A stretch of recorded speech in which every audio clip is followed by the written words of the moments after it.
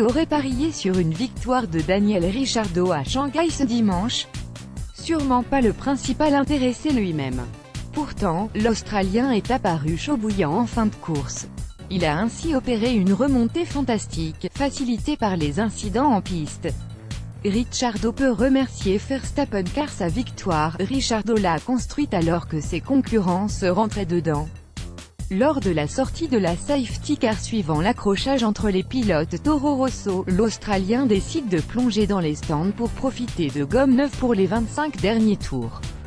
C'est ensuite sur les excès de Max Verstappen, Ione Badge a pu compter. Impatient, le Néerlandais a tenté de dépasser Hamilton un peu trop tôt. Parti à la faute dans l'herbe, Verstappen a dû laisser sa place au pied du podium à Ricciardo, qui n'a fait qu'une bouchée du Britannique de Mercedes, avant de croquer Vettel. Avec une maîtrise exceptionnelle, Ricciardo a ensuite pris le dessus sur Bottas au virage numéro 6. Il n'avait plus qu'à rallier l'arrivée et décrocher la 6e victoire de sa carrière. Une victoire encore acquise au terme d'une course folle.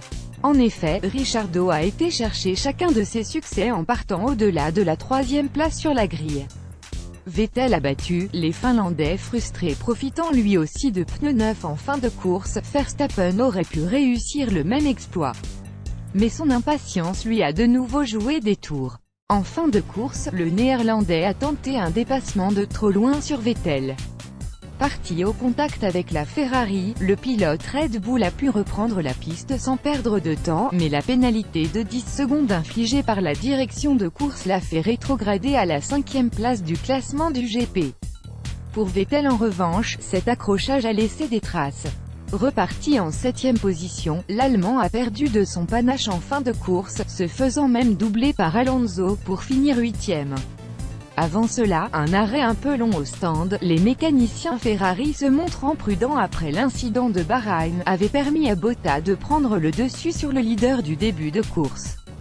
Ce dépassement à la faveur des arrêts au stand avait laissé croire aux Finlandais de Mercedes que la victoire était possible. Mais un Daniel Ricciardo survolté a contrarié ses plans. Sur le podium, Bottas a ainsi eu du mal à cacher sa déception. Tout comme Raikkonen, auteur d'un bon départ, mais tassé par Vettel, avant d'être sacrifié par son écurie au profit de son coéquipier.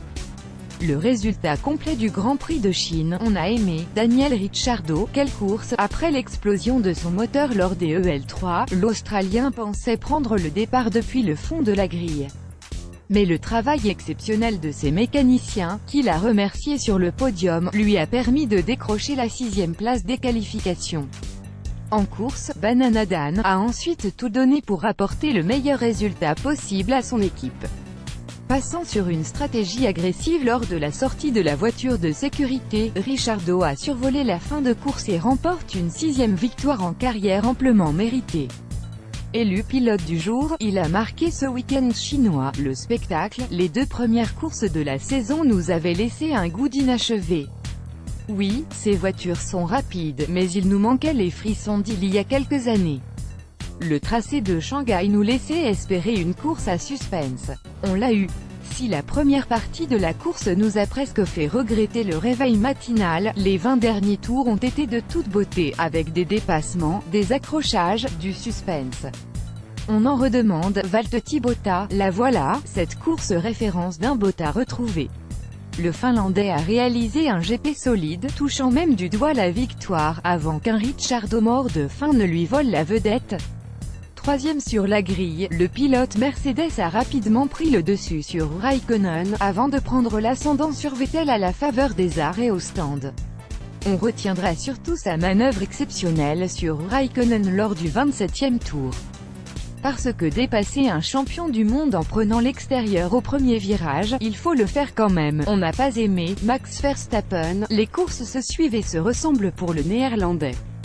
La saison dernière, il semblait avoir oublié ses mauvaises habitudes et construisait ses attaques au lieu de foncer dans le tas. Cette année, il multiplie les erreurs à trop vouloir surconduire. Surtout, il tente des actions suicidaires quand le dépassement propre est possible peu après. Après la course, il a semblé vouloir se remettre en question. Espérons qu'il y arrive avant Bakou dans 15 jours. Alonso n'était pas un adepte du dépassement suicidaire. La Verstappen cesse du grand n'importe quoi. À chaque fois il tente de passer dans des endroits ou des moments où ça ne peut pas passer et flingue la course des autres à chaque fois. Baranes @pilobaran. April 15, 2018 et 11/20. Franchement y a marre de Verstappen, on a critiqué. Guillaume @L born-bas. April 15, 2018. Le sacrifice de Raikkonen, pour le Finlandais aussi, les courses se suivent et se ressemblent. S'il sauve une place sur le podium, il ne la doit qu'à l'accrochage entre Vettel et Verstappen. Et sûrement pas à son écurie. Car alors que son coéquipier s'est fait passer par Bottas au stand, Ferrari tarde à rappeler Iceman, alors leader, pour déchanger ses gommes à l'agonie. On comprend vite que le champion du monde 2007 sert de bouchon pour permettre à Vettel de revenir sur la Mercedes. C'est la deuxième fois en 3 courses que la stratégie de Ferrari nuit aux Finlandais. Dès le début de la saison, c'est un peu dur à accepter, non, l'accrochage entre Toro Rosso à Bahreïn, il nous avait fait rêver. En Chine, Pierre Gasly a connu une destinée contraire. Le Français s'est rendu coupable d'un accrochage avec son propre coéquipier. Croyant que Brandon Hartley le laissait passer, le Rouennais a plongé, avant de finalement encastrer son aileron dans l'autre Toro Rosso. Seulement 18e à l'arrivée, Gasly continue son apprentissage. Un apprentissage qui passe aussi par des mauvais moments. Lewis Hamilton, dans une moindre mesure toutefois. Et il s'agit plus d'une déception qu'un flop retentissant. Seulement 4e sur la grille, le Britannique a perdu des positions dans le premier tour. Au terme d'un Grand Prix qu'il a traversé en fantôme, il termine 4e. Une place qu'il ne doit qu'à l'incident entre Verstappen et son rival au championnat. Les journées d'hier et aujourd'hui ont été un désastre de mon côté, donc je dois essayer de rectifier cela et revenir dans un mode de performance normal. Sinon, d'autres points importants seront perdus. Je dois remercier les incidents qui ont eu lieu devant moi aujourd'hui et qui m'ont permis de sauver les meubles, a-t-il confié à l'issue de la course. Il devra aussi retrouver confiance en sa voiture